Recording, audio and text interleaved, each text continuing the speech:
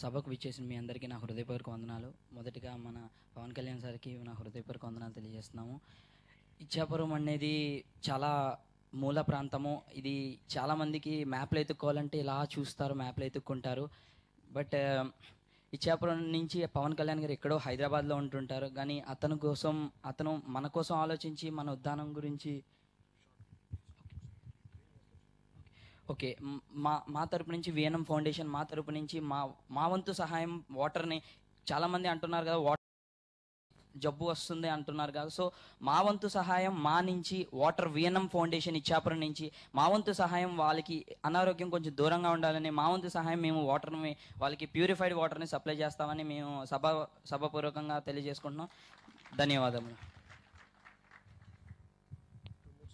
అంటే మనసేమో బతకాలని ఉంది, ఆర్థిక పరిస్థితి ఏమో చనిపోతే బాగుండు అనిపిస్తుంది అని చెప్పి అన్నారండి. ఇంతకన్నా ఇంకొక పదం ఏమైనా ఉంటుందండి? మన ఒక కామన్ పర్సన్కి ఈ పదం విన్నాక ఇంత దీనస్థితిలో ఉన్న ఒక ఉద్దానం అనే స్టేజ్ మన వైజాగ్ లేదంటే కనుక శ్రీకాకుళంలో ఉందని తెలియని మా యావత్ యూత్ది అంధకారంలో ఉన్నామా, లేదంటే ఇలా ఈ యొక్క పరిస్థితి ఉంది దీన్ని అడ్రస్ చేయట్లేదు అని చెప్పి మాకు చూపించిన గవర్నమెంట్ అంధకారంలో ఉందని నేను అడగాలనుకుంటున్నానండి.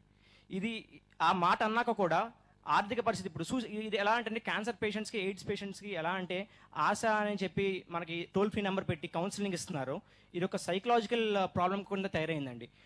ఇది మనకి క్రియాటిన్ లెవెల్స్ ఎక్కువ అవుతున్నాయేమో అని టెస్ట్లో తెలిస్తే, ఎక్కడైతే మనకి క్రియాటిన్ లెవెల్స్ పెరిగితే నేను డయాలసిస్ చేయించుకుంటే అప్పులు పాలైపోతే నేను చనిపోయినాక నా కుటుంబం వీధిని పడుతుంది అని చెప్పే ఉద్దేశంతో చాలామంది పేషెంట్స్ అనేవాళ్ళు సూసైడ్లు కూడా ప్రిఫర్ చేస్తున్నారండి.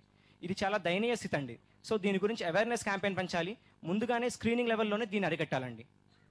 దీనికోసం ఇప్పుడు పవన్ కళ్యాణ్ గారు రావడంతో యావత్ యూత్కి కాదండి, ప్రపంచం వ్యాప్తంగా కూడా యూత్ అందరికీ కూడా అవేర్నెస్ అంటూ వచ్చిందండి.